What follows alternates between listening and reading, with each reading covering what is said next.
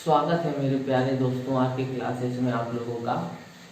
और इस क्लास में हम लोग अभी तक पढ़ रहे थे नंबर सिस्टम। नंबर सिस्टम में पिछली क्लास में हम लोगों ने पढ़ा था कोई भी संख्या दी हो और उसके ऊपर हायर पावर हो तो उसमें अगर हमें नंबर ऑफ डिजिट्स कैसे निकालना हो तो हमने निकालना सीखे थे कि कोई भी संख्या जैसे 6 के ऊपर 100 की पावर 200 की पावर हो और उसमें हमें से पूछा जाए कि इसको सॉल्व करने पे जो संख्या आएगी उसमें नंबर ऑफ डिजिट कितने होंगे, तो उस तरीके के क्वेश्चनों को हमने पिछली क्लास में देखा था। आज हम थोड़ा सा उसी के आगे ले चलते हैं और अब हम पढ़ते हैं, शुरू करते हैं decimal.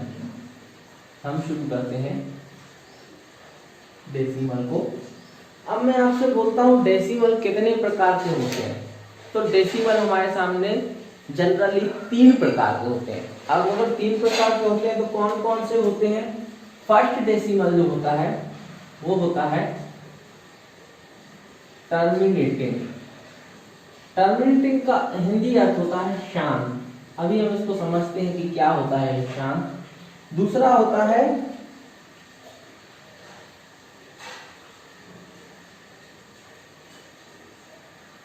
Non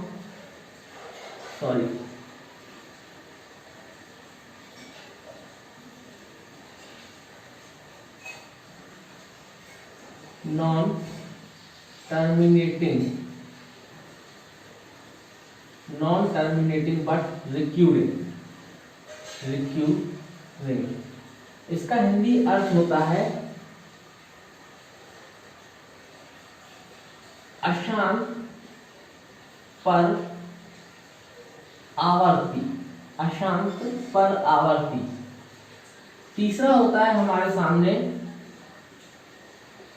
non terminating and, या फिर बट भी हो सकता है, एंड नॉन रिक्यूरिंग। इसका मतलब होता है अशांत एवं या पर अनावर्ती। अब हम एक एक करके इन टर्म को समझने की कोशिश करते हैं। हमारे सामने एक वर्ड क्या लिखा गया है कि टर्मिनेटिंग यानी क्या होता है? शांत, है ना। जैसे मैं संख्या लिखता हूं 0.1253, यहाँ मैं दूसरी संख्या लिखता हूँ 12.34565321, तो कहीं ना कहीं ये सीरीज जाके क्या हो गई? स्टॉप हो गई। स्टॉप हो गई मतलब इसको हम क्या कर सकते हैं? पी वाई क्यू के फॉर्म में बदल देंगे, ठीक है। मतलब पॉइंट के बाद हमारे सामने जो डिजिट लिखे हैं वो एक निश्चित संख्या में है और हमें पता है कि ये 1 पे जाके क्या कर रहा है? रुक जा रहा है। तो इसी कंडीशन को हम बोलते हैं कि ये शांत हो जा रहा है। 1 पे जाके ये क्या हो जा रहा है? शांत हो जा रहा है, यानी टर्मिनेट हो जा रहा है। इसी तरीके से ये जो है 3 पे जाके क्या हो रहा है? शांत हो जा रहा है, मतलब टर्मिनेट हो जा रहा है। तो इसी कंडीशन को हम क्या बोलते हैं? टर्मिनेटिंग डेसिमल, यानी, ठीक है। अब हमारे सामने सेकंड कंडीशन क्या आती है? नॉन टर्मिनेटिंग बट रिक्यूरिंग, ठीक है। कुछ दशमलव ऐसे होते हैं। नॉन टर्मिनेटिंग का मतलब क्या होता है? जो हमारे सामने टर्मिनेट नहीं किया जाता लेकिन उसमें क्या होता है? नंबर रिपीट होते जाते हैं। उसमें क्या होता है? नंबर रिपीट होते जाते हैं। वास्तव में ये रिक्यूरिंग का दूसरा अर्थ होता है वो होता है रिपीटिंग। इसी रिक्यूरिंग का दूसरा अर्थ क्या होता है? रिपीटिंग। जैसे मैं आपसे बोलता हूं, मैं एक संख्या लेता हूं 0.6666 और ये अनंत तक चला जा रहा है, तो इसी को हम दूसरे में भी क्या लिखते हैं? 0.6 के ऊपर बार, या फिर 1.2323233। आप देख पा रहे हैं ये क्या हो रहा है? रिपीट होता जा रहा है। तो देखो ये क्या हो रहा है? टर्मिनेट नहीं हो रहा है। हमें नहीं पता पड़ रहा है कि ये कहां तक जा रहा है, लेकिन कहीं तक भी जा रहा है। इसमें 2 3 को हमें क्या करता जा रहा है? रिपीट करता जा रहा है, ठीक है ना। इसी तरीके से हो सकता है, जैसे मैं लिख दूं 4.8717171, मतलब इसको आप दूसरे में क्या लिख सकते हो? 4.87171 8 रिपीट नहीं हो रहा, लेकिन 7 एक रिपीट होता जा रहा है, तो 7 एक के ऊपर हम क्या लिख सकते हैं, बार लगा सकते हैं। तो इसी चीज को क्या बोला जाता है, नॉन टर्मिनेटिंग, यानी टर्मिनेट तो नहीं हो रहा है इसमें। यहाँ पे आप देखोगे ये डैश डैश आगे बढ़ता जाएगा, ये क्या हो रहा है, हमारे सामने ये कंडीशन जो है शांत नहीं हो रही, कहीं पे भी एक पॉइंट पे रुक नहीं रहा है, लेकिन रिपीटिंग के साथ आगे बढ़ता जा रहा है, तो इसी को क्या बोला जाता है, अशांत पर आवर्ती।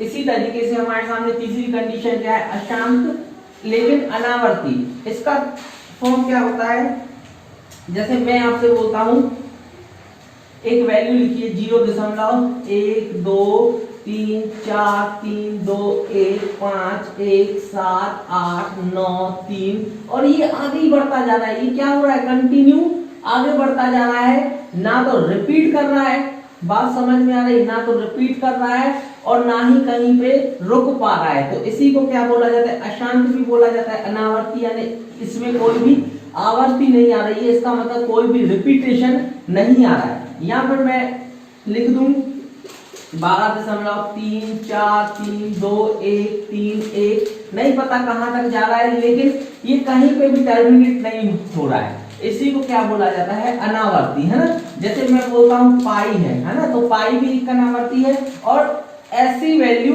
जो परफेक्ट स्क्वायर रूट ना हो, बात समझ में आना। जैसे मैं लिखता हूं √2, है ना, अगर मैं √3 ले लेता हूं, मैं √4 लूं तो ये नहीं होगा, क्योंकि इसको सॉल्व करोगे तो ये 2 बाहर आ जाएगा, इसलिए ये हमारे सामने क्या है, अनावर्ती नहीं है। इसके अलावा ऐसी वैल्यू जो रूट से बाहर नहीं निकलती, जैसे √5 हुआ, √7 हुआ, ये सब हमारे सामने कौन सी कंडीशन है, हमारे सामने ये सब हमारे सामने अनावर्ती में आती हैं, ठीक है ना। इसी तरीके से अब इसी में थोड़ा सा और एक चीज समझने की कोशिश करते हैं कि एक क्वेश्चन आता है कि एक संख्या लिखी हुई है और उसमें दशमलव के बाद कितने शून्य होंगे। अब मैं आपको एक बेसिक सा चीज बताता हूं कि कोई भी, जैसे मैं एक संख्या लिख देता हूं, पहले हम इस शांत को समझने की कोशिश करते हैं, ठीक है ना। इसको उम्मीद है आप लोगों को समझ में आया होगा। अगर मैं आपसे बोलता हूं डेसिमल, तो हमारे सामने 3 प्रकार के होते हैं, terminating, non terminating and recurring, और non terminating and non recurring, है ना। टर्मिनेटिंग जो क्या है, एक जगह पर शांत पड़ जाए।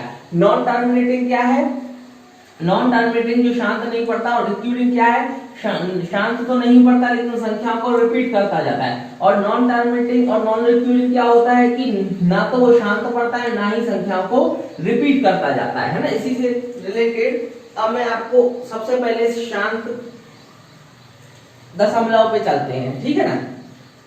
अब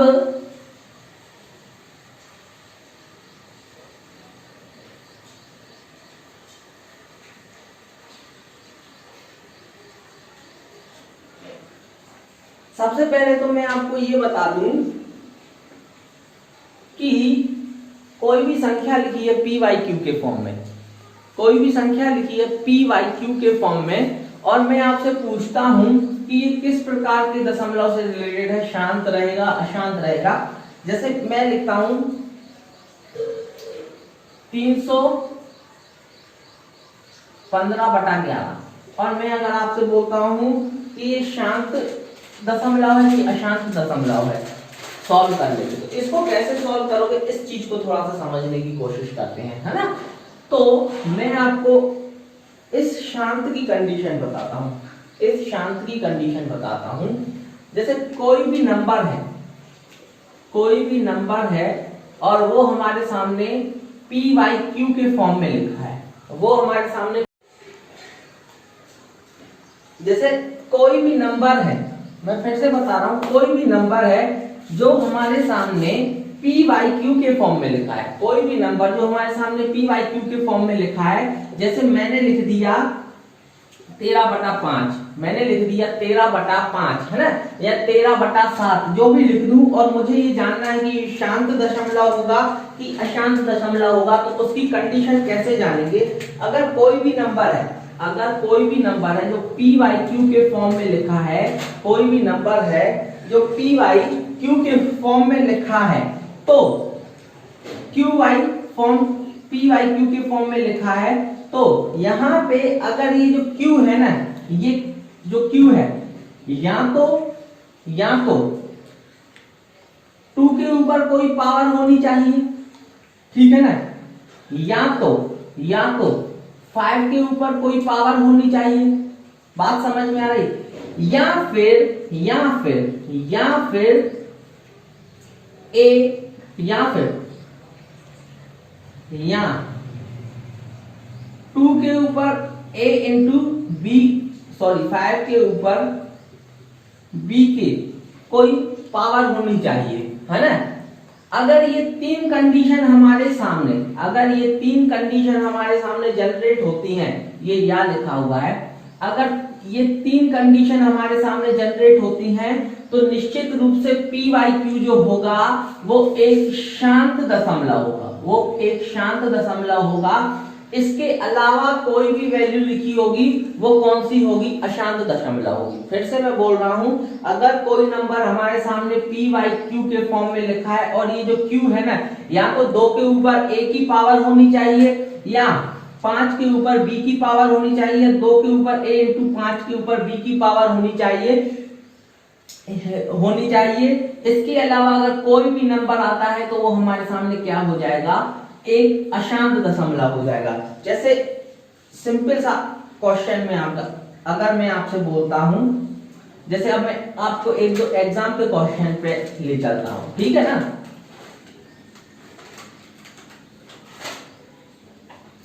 इसका एक और बेसिक्स समझने की कोशिश करते हैं कि अगर कोई दशमलव शांत दशमलव है तो दशमलव के बाद, अब हम इसी में थोड़ा सा आगे बढ़ते हैं और हम ये जानने की कोशिश करते हैं कि कोई भी वैल्यू लिखी है पी वाई क्यू के फॉर्म में, और वो अगर शांत दशमलव है तो दशमलव के बाद उस पी वाई क्यू के जो वैल्यू लिखी है उसमें कितने नंबर ऑफ डिजिट होंगे। फॉर एग्जांपल मैं एक क्वेश्चन लिखता हूं, मैंने एक संख्या लिखी है 1351, और मैं आपसे बोलता हूं इसको अगर 64 से काटा जाए, तो दशमलव के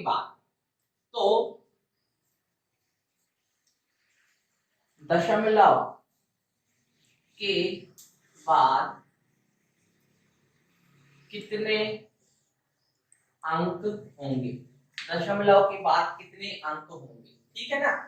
तो याद रखना, मैं फिर से एक बार समझाने की कोशिश कर रहा हूं कि अगर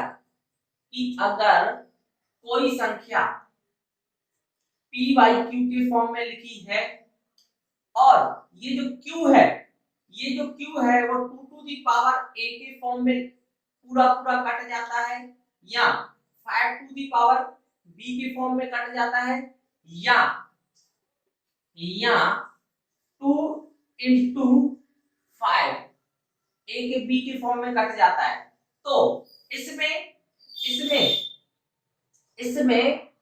दशमलव के बाद कितने शून्य होंगे, इसमें होंगे दशमलव के बाद a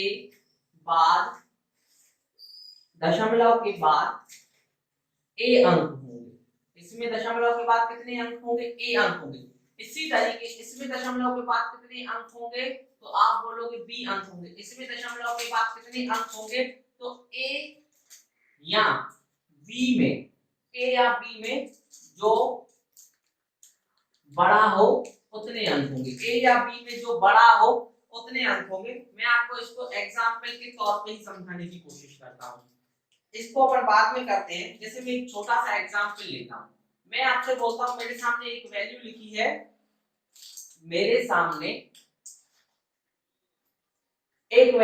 हुई है। इस बात को थोड़ा सा समझने की कोशिश करना कि मैंने लिखा हुआ है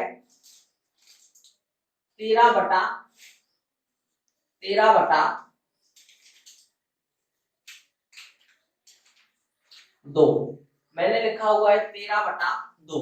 अगर मैं इसको लिखता हूं तो मैं इसको क्या लिखता हूं, 6.5 लिखता हूं, और मैं आपसे बोलता हूं दशमलव के बाद कितने अंक हैं, तो आप बोलोगे दशमलव के बाद कितने अंक है, आप बोलोगे दशमलव के बाद इसमें 6.5 है। अब मैं थोड़ा सा और एक थोड़ी सी बेसिक नॉलेज समझने की कोशिश करना कि ये आखिरकार ये ऐसा होता क्यों है, आखिरकार ये ऐसा होता क्यों है। देखो मैं आपसे बोलता हूं, मेरे सामने एक संख्या लिखी है, मेरे सामने एक संख्या लिखी है 13 अच्छा एक बार बताओ उससे पहले, जैसे मैं लिखता हूं कोई भी संख्या 13/10 तो आप बोलोगे इसको हम क्या बोल सकते हैं, 1.3 बोल सकते हैं। मैं आपसे बोलता हूं मैं कोई भी संख्या लिखता हूं 225/100 तो क्या मैं इसको 2.25 बोल सकता हूं। इसमें मैं बोलूंगा दशमलव के बाद एक डिजिट है, इसमें मैं बोलूंगा दशमलव के बाद कितने डिजिट है, 2 डिजिट है कि नहीं। अब देखो इसी क्वेश्चन को अगर सॉल्व किया जाए और ये क्वेश्चन आपके सामने आ जाए, आज इस तरीके से क्वेश्चन अक्सर एग्जाम में पूछ लिया जाता है, आपसे पूछेगा इसमें दशमलव के बाद कितने अंक होंगे, दशमलव के बाद कितने अंक होंगे, तो आप कैसे सॉल्व करोगे। आप बोलोगे क्या मैं इसको ऐसा लिख सकता हूं 1351 बटा ये वास्तव में 64 क्या है, वास्तव में 64 जो है ना ये 2 के ऊपर, वास्तव में 64 जो है ये 2 के ऊपर 6 की पावर है कि नहीं है, 2 के ऊपर 6 की पावर है कि नहीं है। अच्छा मैं अगर इसमें अपने मन से 5 के ऊपर 6 की पावर कर दूं, 5 के ऊपर 6 की पावर कर दूं तो 5 के ऊपर 6 की पावर का मल्टीप्लिकेशन ऊपर भी करना होगा कि नहीं, वास्तव में हम 1 का मल्टीप्लिकेशन कर रहे हैं। और मैं अगर आपसे बोलता हूं इसमें अपॉन में कितना बन गया, तो ये 2 के ऊपर 6 की पावर, ये 5 के ऊपर 6 की पावर सॉल्व करोगे तो 2 × 5 यानी कि ये क्या है, हम जानते हैं कि जैसे कोई संख्या लिखी है m इंटू n के ऊपर x की पावर को ब्रेक होके क्या आ जाता है n के ऊपर x की पावर इंटू n के ऊपर x की पावर। इसी तरीके से ये क्या आ जाएगा, दो वैल्यू के ऊपर सेम पावर है तो उसको कंबाइन कर दिया और उनकी पावर कॉमन आ जाएगी। इसको जब सॉल्व करोगे तो वास्तव में ये क्या है 10 के ऊपर 6 की पावर, 10 के ऊपर 6 की पावर यानी ये जो भी वैल्यू आएगी, मुझे नहीं जानना, ये जो भी वैल्यू आएगी उसमें ये जो है ये जो भी वैल्यू आएगी, ये जो भी वैल्यू आएगी उसमें हमारे सामने 10⁻⁶ से भाग जाना है। और जब आप किसी संख्या में 10⁻⁶ से भाग दोगे तो आप क्या बोलोगे कि दशमलव के बाद कितने अंक रहे होंगे, निश्चित रूप से जो भी संख्या रही होगी उसमें दशमलव के बाद हमारे सामने 6 अंक रहे होंगे। दशमलव के बाद संख्या में सॉल्व करने पर कितने अंक रहे होंगे, 6 अंक रहे होंगे। फिर से मैं एक बार समझाने की कोशिश करता हूं, अगर आप लोगों को नहीं आया समझ में तो एक बार और प्रयास करते हैं इन चीजों को समझने का।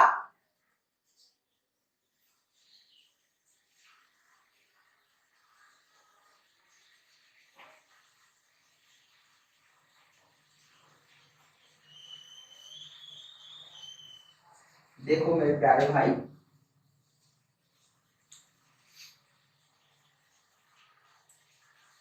जैसे मैं एक संख्या लिखता हूं, मैं एक संख्या लिखता हूं 43892 अपॉन में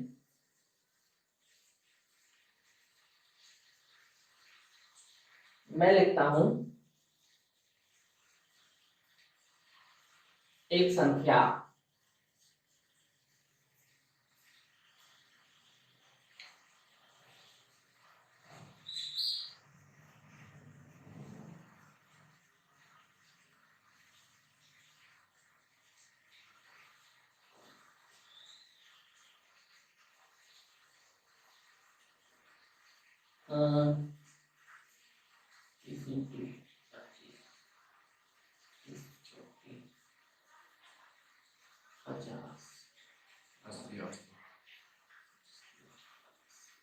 आ रहा है।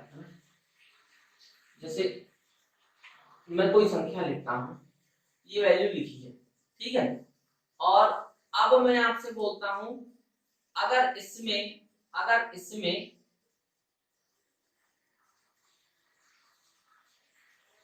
150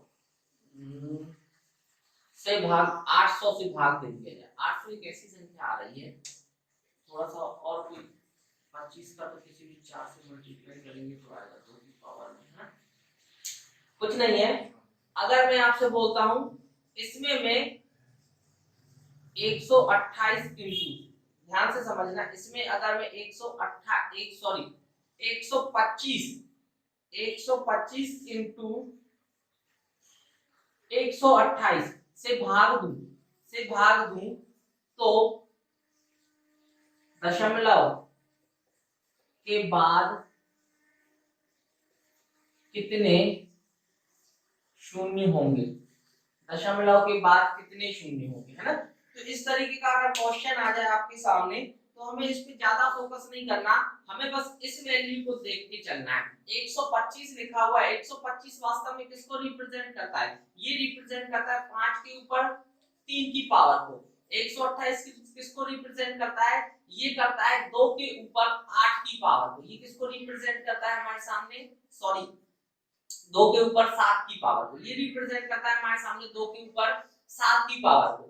मैंने आपको बताया हुआ है पी बाई क्यू के फॉर्म में, पी बाई क्यू के फॉर्म में अगर कोई वैल्यू लिखी हुई है तो हमें उसको या तो 2 के ऊपर a की पावर के फॉर्म में कन्वर्ट करना है या 5 के ऊपर किसी पावर में कन्वर्ट करना है, 2 into 5 के ऊपर किसी पावर में कन्वर्ट करना है।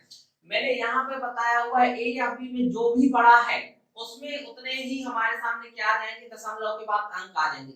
यानी यहाँ पे अगर मैं आपसे बोलता हूँ ये 5 के ऊपर 3 की पावर, ये 2 के ऊपर 7 की पावर है, तो इसको हम सॉल्व करने के लिए क्या करते हैं, 10 के ऊपर एक परफेक्ट पावर में बदलने की कोशिश करते हैं। 10 के ऊपर परफेक्ट पावर बदलने के लिए हमें 2 के ऊपर 7 की पावर है, 5 के ऊपर 3 की पावर है, 5 के ऊपर 3 की पावर में अगर 4 की पावर और मिल जाए तो हम क्या करेंगे, वास्तव में 5 के ऊपर 4 की पावर का दोनों तरफ क्या कर देंगे, गुणा कर देंगे, तो ये पावर जो है इससे क्या हो जाएगी, अटैच हो जाएगी और ये भी 5 के ऊपर 7 की पावर बन जाएगी। यानी इस क्वेश्चन में हायर पावर कितनी है, 2 के ऊपर 7 की पावर, तो ये दशमलव के बाद कितने शून्य आ जाएंगे, सॉरी कितने अंक आ जाएंगे, दशमलव के बाद हमारे सामने इसमें कितने अंक आ जाएंगे, 7 अंक आ जाएंगे।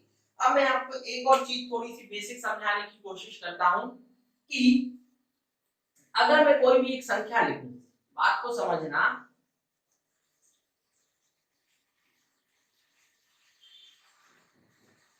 अगर मैं एक कोई भी संख्या लिखता हूं 3 2 5 3 1 और मैं इसमें 24 से भाग देता हूं और मैं आपसे बोलता हूं दशमलव के बाद कितने शून्य होंगे, या फिर मैं आपसे बोलता हूं ये टर्मिनेट दशमलव होगा कि नॉन टर्मिनेटिंग होगा, तो इसकी पहचान कैसे होगी, इसकी पहचान कैसे होगी, हमें इसके फैक्टर निकालने होंगे। इसके फैक्टर निकालोगे तो वास्तव में इस 24 को हम किसमें ब्रेक कर सकते हैं, इस 24 को हम ब्रेक करना चाहें तो किसमें ब्रेक कर सकते हैं, 8 into 3 में ब्रेक कर सकते हैं। ये 8 तो हमारे सामने 2 के ऊपर 3 की परफेक्ट पावर में जा रहा है, लेकिन 3 नहीं जा रहा है, मतलब 3 जो है 2 और 5 में इंक्लूडेड नहीं है। हमने क्या बोला था, यहाँ पे कोई भी संख्या p बाई q के फॉर्म में लिखी है तो ये q में या तो 2 मिलना चाहिए या 5 मिलना चाहिए, 2 into 5 का मल्टीप्लिकेशन मिलना चाहिए। इसके अलावा अगर कोई भी संख्या मिलती है, यहाँ पे देखो, इसके अलावा में यहाँ पे डिवीजन में डिनोमिनेटर में हमें 3 मिला है, मतलब 3 मिलने पर ये संख्या निश्चित रूप से कैसी संख्या रही होगी,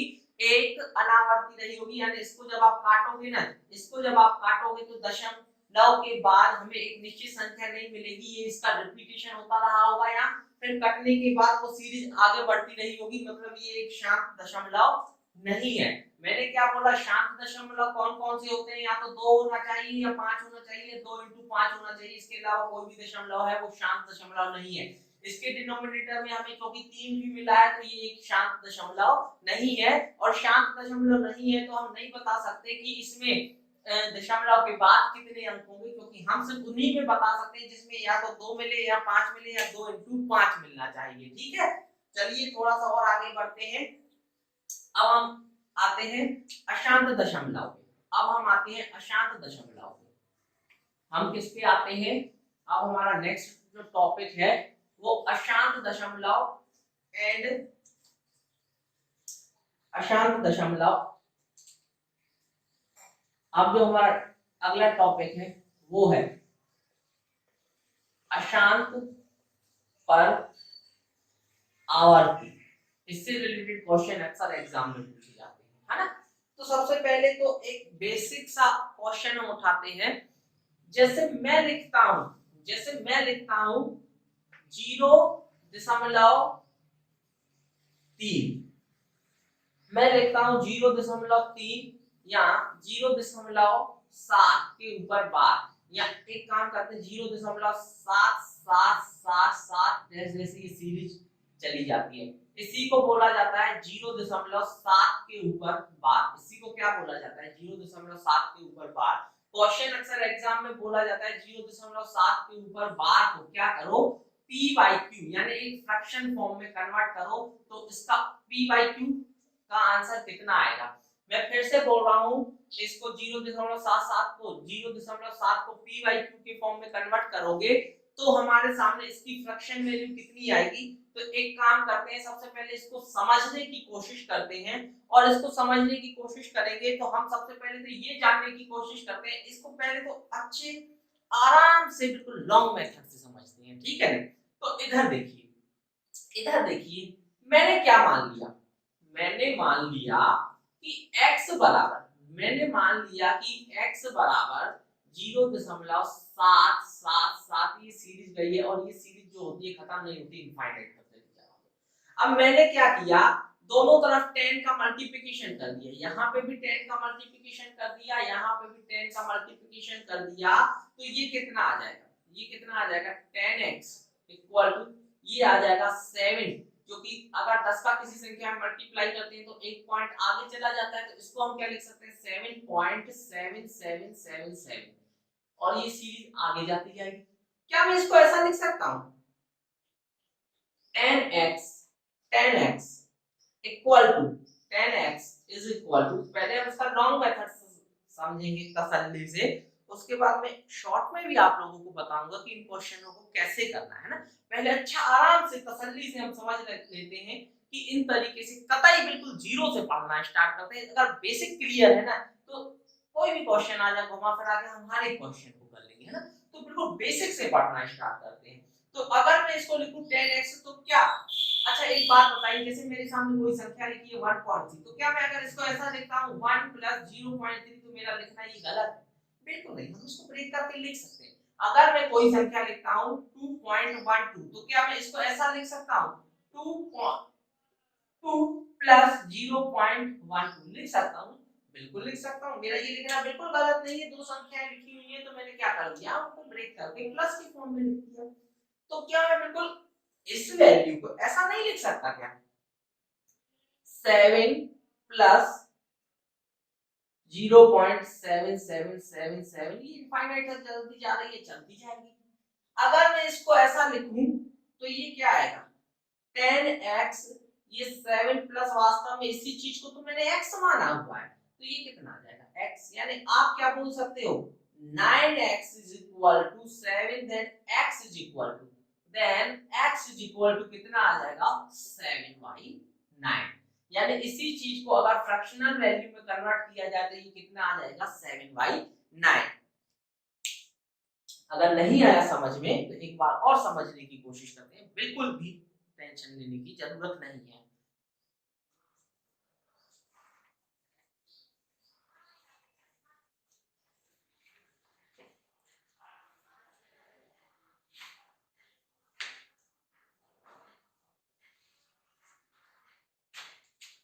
मैं आपसे बोलता हूं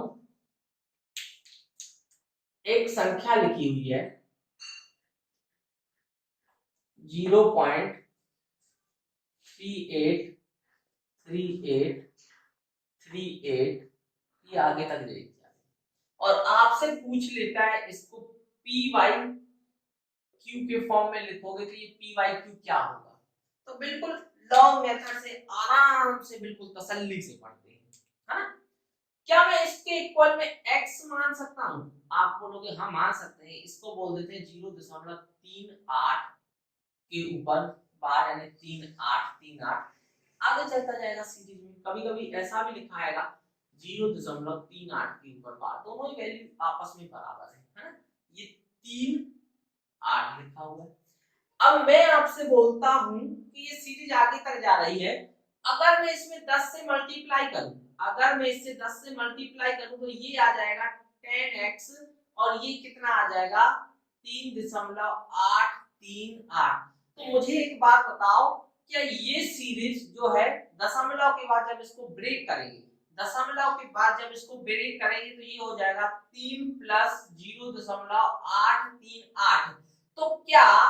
तो क्या मैं इस सीरीज की जगह पे x लिख सकता हूं? मैं बिल्कुल भी नहीं लिख सकता।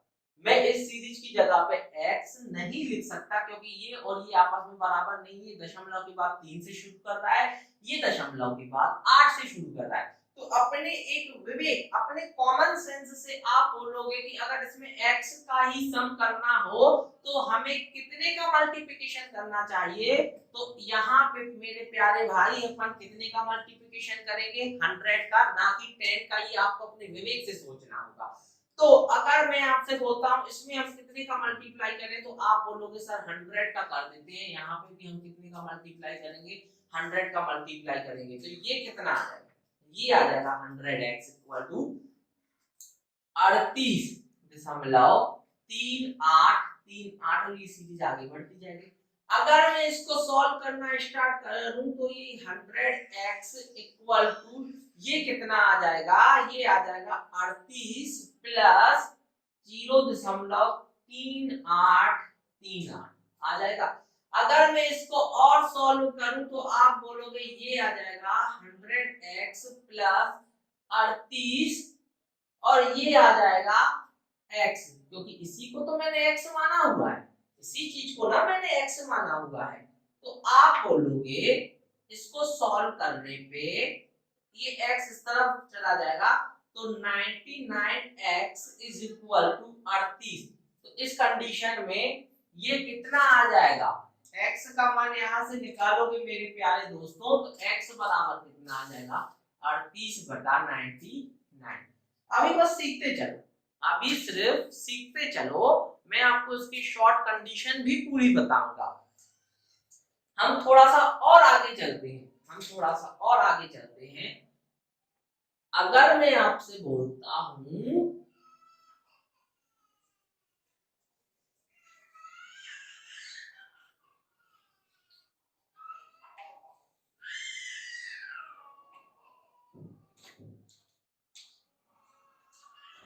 अगर मैं आपसे बोलता हूं एक वैल्यू लिखी हुई है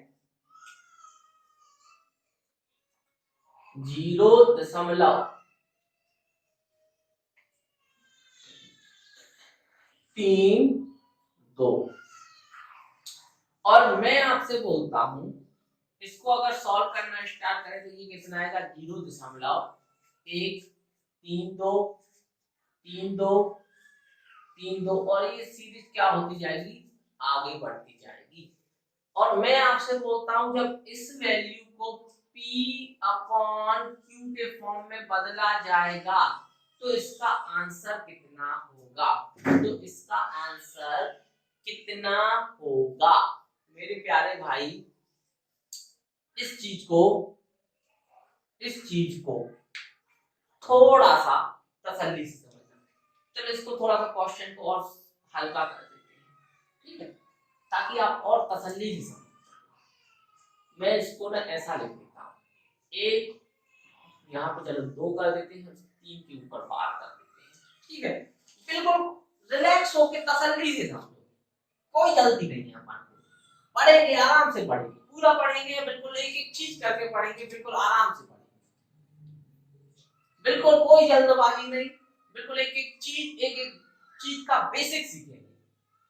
मैं आपसे बोलता हूँ इसको दूसरे वे में लिखोगे तो आप बोलोगे 0.2333 और ये आगे चलती जाएगी और आपसे बोलेगा जब इसी सीरीज को P by Q के फॉर्म में बदला जाएगा तो इसका आंसर कितना आएगा। तो क्वेश्चन की शुरुआत करेंगे तो मैं आपसे बोलता हूं, मैं क्या ऐसा लिख सकता हूं x इज इक्वल टू 0.2333 और ये सीरीज डैश से आगे बढ़ जाएगी। अब इस तरीके के क्वेश्चन को सॉल्व करना हो तो हम करेंगे क्या? हम एक काम करते हैं, मैं यहाँ पे 10 का मल्टीप्लाई कर देता हूँ और मैं यहाँ पे भी 10 का मल्टीप्लाई कर देता हूँ, ठीक है। मैं यहाँ साइड में लिखता हूँ, मैंने यहाँ पे भी 10 का मल्टीप्लाई किया है, मैंने यहाँ पे भी 10 का मल्टीप्लाई किया है। आप बोलोगे ये वैल्यू बदल के कितनी आ जाएगी। एक काम करते हैं, 10 की जगह पे 100 का मल्टीप्लाई कर देते हैं। अभी मैं समझाऊंगा कि इसको करना कैसे और क्यों 100 का मल्टीप्लाई कर रहे हैं। हम क्या करते हैं, पहले 100 का मल्टीप्लाई करते हैं, पहले 100 का मल्टीप्लाई। जब आप 100 का मल्टीप्लाई करोगे तो ये आ जाएगा 100x और ये कितना आ जाएगा, ये आएगा 23.333 डैश डैश डैश चला जाएगा, है ना। इसी चीज को अगर मैं लिखता हूं तो मैं 100x बराबर 23 प्लस 0.333 और आगे बढ़ा देता हूं, बिल्कुल तसल्ली से पढ़ेंगे। अब मैं आपसे बोल रहा हूं इसी इक्वेशन को पहले हमने 100 से मल्टीप्लाई किया था, अब हम इसी इक्वेशन को 10 से और मल्टीप्लाई करेंगे, इसी इक्वेशन को 10 से और मल्टीप्लाई करेंगे तो ये कितना आ जाएगा, ये आएगा 10x इज इक्वल टू 2 मैंने अब कितने से मल्टीप्लाई किया, 10 से। पहले मैंने 100 से मल्टीप्लाई किया था, अब मैं इसमें मल्टीप्लाई कर रहा हूं 10 से, है ना, दोबारा की कंडीशन में। तो आप बोलोगे 10x बराबर कितना आएगा, 2.333 डैश डैश, और इसी को बोला जाए तो 10x इज इक्वल टू ये कितना आएगा, ये आएगा 2 प्लस 0.333 डैश डैश आगे जाएगा। इन दोनों इक्वेशन को देखना, इसको देखो और इसको देखो। अगर मैं इस इक्वेशन में से इसको माइनस करता हूं तो आप बोलोगे ये 0.33 की वैल्यू आपस में कट जाएगी कि नहीं। अच्छा इधर देखो, ये 100 में से 10 कम करोगे, 100 में से 10 कम करोगे, इधर इन दोनों इक्वेशन में मैंने डिफरेंस अप्लाई किया है तो ये कितना आएगा, ये आएगा 90x, और इसमें से अगर इसको सॉल्व करोगे तो ये आपस में ये वाली वैल्यू से ये वाली वैल्यू कैंसिल हो जाएगी, बचेगा क्या, 23 में से 2 कम करोगे तो आएगा 21। यानी इसी को अगर मैं आपसे बोलता हूं x सॉल्व करोगे तो 21/90 के फॉर्म में लिख सकते हैं, बिल्कुल लिख सकते हैं। अगर इसी को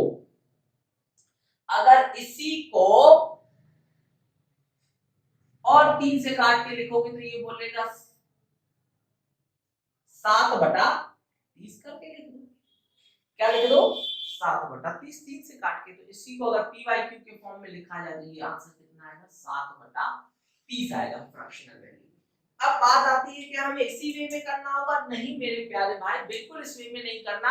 मैं फिर से बोल रहा हूं, हमें चीजों को कतई जीरो से सीखना होगा, बिल्कुल जीरो से पढ़ोगे तो हर एक बेसिक क्लियर करोगे ना तो ऑटोमेटिक कोई भी घुमा फिरा के क्वेश्चन आएगा तो उसको अटेंड कर लोगे, नहीं तो फिर हमेशा बस शॉर्ट ट्रिक याद ही करते रहोगे। अब मैं आपको इन चीजों को शॉर्ट में ले चलता हूं और मैं आपसे बोलता हूं, बताता हूं कि इस तरीके के क्वेश्चन आएंगे तो वो आपसे क्वेश्चन क्या क्या पूछेगा।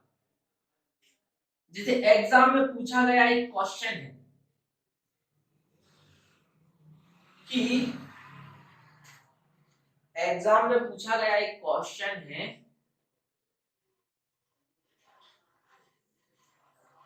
0.23 के ऊपर बार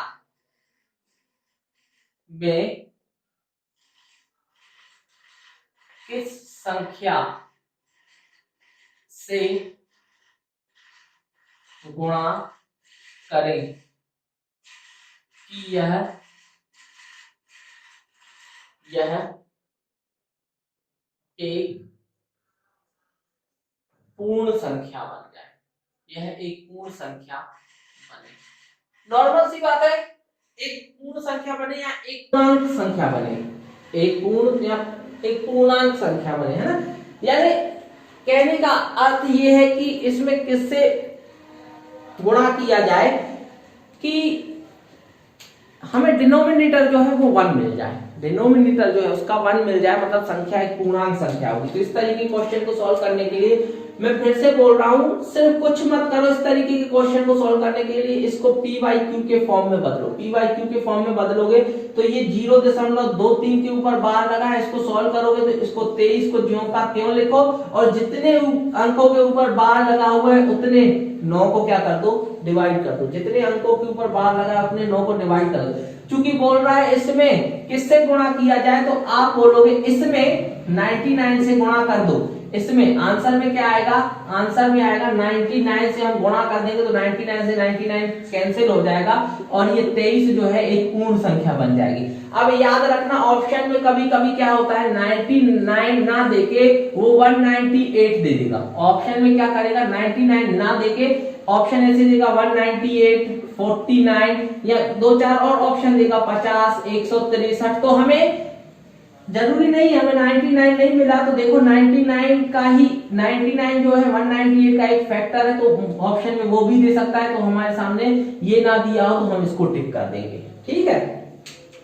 अब मैं कुछ संख्याएं लेके आपको उसको p बाई क्यू के फॉर्म में बदलना सिखाता हूं।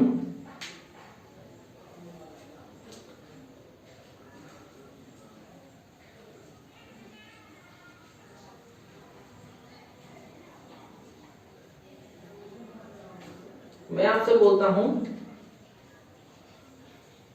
कोई भी संख्या लिखी है तो निम्न संख्या को क्या करना है, p बाई क्यू के फॉर्म में बदलना है। जैसे एक क्वेश्चन है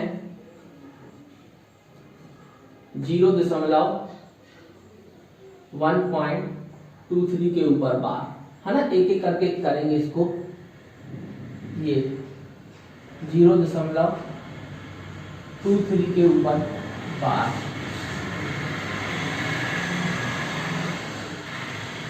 2.123 और ये 2-3 के ऊपर क्या लिखा हुआ है, बार लिखा हुआ है, ठीक है। तो इस तरीके के क्वेश्चन को अगर आपको p बाई क्यू के फॉर्म में बदलना हो तो हम पहले क्वेश्चन को सॉल्व करना स्टार्ट करते हैं। अगर मैं इस पहले क्वेश्चन को सॉल्व करता हूं तो ये लिखा हुआ है 1.23 के ऊपर बार, जिसको मैं ऐसा भी लिख सकता हूं 1 प्लस 0.23 के ऊपर 0.23 के ऊपर बार। अगर मैं इसको सॉल्व करना स्टार्ट करूं तो मैं इसको ऐसा भी लिख सकता हूं 1 प्लस 23/99। इसको अगर p बाई क्यू के फॉर्म में लिखोगे तो 99 का यहाँ गुणा करोगे, 23 ऐड करोगे, 99 और एक ऐड करोगे 100 और ये कितना आ जाएगा 122। ये कितना आया था, एक सॉल्व करोगे तो 122/99, ठीक है। फिर से मैं समझाता हूं कि जितने डिजिट के ऊपर बार है उस संख्या के साथ उतने 9 अपन को क्या कर देना है, डिनोमिनेटर में डिवाइड कर देना है और सॉल्व करके लिख देना है।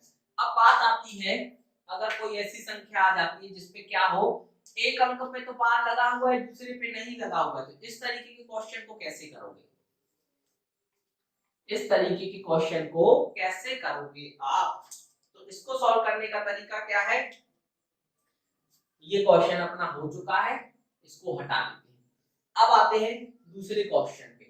तो हमारे सामने लिखा हुआ है दूसरे क्वेश्चन में 0.2 और 3 के ऊपर बार। इस तरीके के क्वेश्चन को कभी भी सॉल्व करना हो तो कैसे करेंगे, जो संख्या लिखी हुई है उसको ज्यों के त्यों लिखो 23, और जितने ये 23 है और उसके बाद हमारे सामने जितने अंकों पे बार नहीं लगा है, जितने अंकों पे बार नहीं लगा है उतने को हम क्या कर देंगे, माइनस कर देंगे। और भी मैं प्रैक्टिस करवाऊंगा, बिल्कुल निश्चिंत रहिए आप। जितने अंकों के ऊपर बार नहीं लगा उसको माइनस कर दीजिए, इसको देखोगे जितने अंकों के ऊपर बार लगा है उतने 9 और जितने पे बार नहीं लगा उतने 0। जब इसको सॉल्व करोगे तो ये कितना आएगा 21/90, क्योंकि ये 3 से कट रहा है तो ये कितना आएगा 7/, ये कितना आ जाएगा 7/30। फिर से मैं बोल रहा हूं 7/30। और अगर आपसे बोला जाए, कभी क्वेश्चन आ जाए कि इस संख्या में किस संख्या से गुणा करें कि ये पूर्णांक बन जाए, तो अगर आप 30 से गुणा करोगे तो नीचे का 30 या इसका कोई भी फैक्टर दिया हो, 60 दिया हो, सॉरी 30 के साथ अगर इसका कोई भी मल्टीप्लिकेशन 60 दिया हो है ना, गुणा दिया हो 60 दिया हो या 120 दिया हो, सबसे वो कट के एक पूर्णांक संख्या आ जाएगी। तो ऐसे क्वेश्चन पूछ लेता है 30 से अगर गुणा कर देंगे तो एक पूर्णांक संख्या आ जाएगी। और बिल्कुल तसल्ली से पढ़ते हैं। और देखो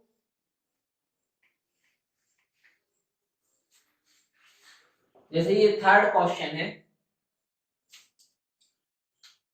लिखा हुआ है तीसरे क्वेश्चन में 2.123 के ऊपर बार। इस क्वेश्चन को सॉल्व करने के लिए हम क्या करेंगे, 123 को ज्यों का त्यों रखेंगे। क्या करेंगे, 123 को ज्यों का त्यों रखेंगे और जितने अंकों के ऊपर बार नहीं है उतने को हम क्या कर देंगे, माइनस कर देंगे। अपॉन में जितने अंकों के ऊपर बार है उतने 9 और जितनों के बार नहीं है उतना क्या कर देंगे, 0 लगा देंगे। इसको सॉल्व करोगे तो ये कितना आ जाएगा, ये आ जाएगा 122 बटा 990, यानी इसको फ्रैक्शनल वैल्यू में कन्वर्ट करोगे तो ये इतना आएगा। और अगर आगे कट जाए तो काट देना, ना कटे तो छोड़ देना। अभी भी ये 2 से कट रहा है, अगर ये 2 से कट रहा है, कभी कटता है कभी नहीं कटता है, तो वो आप लोग अपने हिसाब से देख लेना। अभी अगर ये 2 से कट रहा है तो ये कितना आ जाएगा, 61 बटा ये कितना आ जाएगा 4, एक यहाँ चला जाएगा कैरी तो 9 और एक यहाँ चला जाएगा तो 495 आ जाएगा। ठीक है, बिल्कुल आराम से, बिल्कुल तसल्ली से पढ़ेंगे अपन। ठीक है, और सीखते हैं, बिल्कुल भी टेंशन मत लें आप लोग। जैसे मैं आपसे बोलता हूं कि कोई क्वेश्चन दिया हुआ है 3.172, यहाँ 672 और यहाँ इसके ऊपर बार लगा हुआ है। मैं आपसे बोलता हूँ इसको सॉल्व करो तो कैसे करोगे। तो सबसे पहले 3 प्लस इसको सॉल्व करके हम क्या करेंगे, 0.672 में ब्रेक करेंगे, 0.627 में ब्रेक करेंगे। ये सॉल्व करोगे तो ये कितना आएगा, 3 इस वाले पार्ट को सॉल्व करोगे तो ये कितना आ जाएगा 672, जो का त्यों, चूंकि 6 के ऊपर बार नहीं है उतना लगा देंगे, अपॉन 2 अंकों पे बार है उतने 9, जितने अंकों पे बार नहीं है उतने 0। इसको सॉल्व करोगे तो ये कितना आएगा 3 प्लस इसको सॉल्व करोगे तो 72 में से 6 कम कर दोगे तो ये कितना आ जाएगा 654 बटा 990, 654, सॉरी थोड़ा सा मिस्टेक हो गया था, 666 बटा 990 आएगा। ठीक है, जब इसको और कैलकुलेशन करोगे तो ये वैल्यू कुछ ना कुछ आपस में कटती होगी, कटती हो तो ठीक है, ना कटती हो तो डायरेक्ट भी मल्टीप्लाई आप कर सकते हो।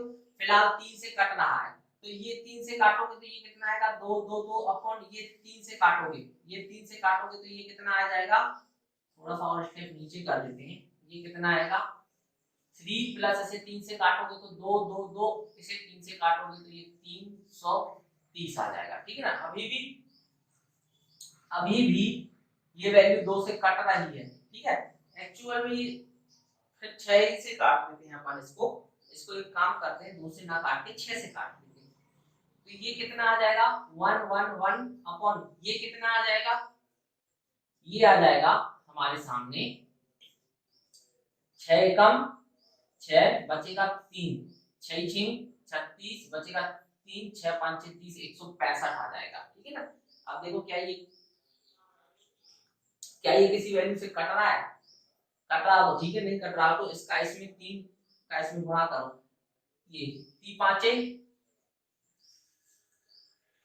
15, एक कैरी 3 6 18 और 1 19 और ये 3 और 1 4 प्लस 1 1 1 डिवाइडेड बाय 165। जब इसको सॉल्व करोगे, जब इस चीज को यहाँ पे लिख देते हैं, जब इस चीज को सॉल्व करोगे तो ये कितना आ जाएगा 6 9 और 1 0 4 और 1 5 और 1 6 बटा 165। तो इसको जब पी वाई क्यू के फॉर्म में कन्वर्ट करोगे तो ये आपका इतना आ जाएगा। ठीक है, इसके अलावा भी एक आध क्वेश्चन की और प्रैक्टिस कर लेते हैं।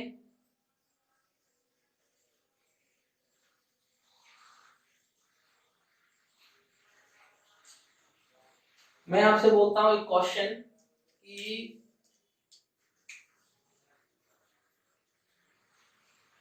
1.723 में ओनली 3 के ऊपर बार है ना। लास्ट क्वेश्चन इस तरीके का, ध्यान से समझना। तो इस तरीके के क्वेश्चन को क्या करेंगे, सबसे पहले 1 प्लस 0.723 के ऊपर बार में ब्रेक कर लेंगे। ये 1 जो का त्यों रहेगा, इसको सॉल्व करोगे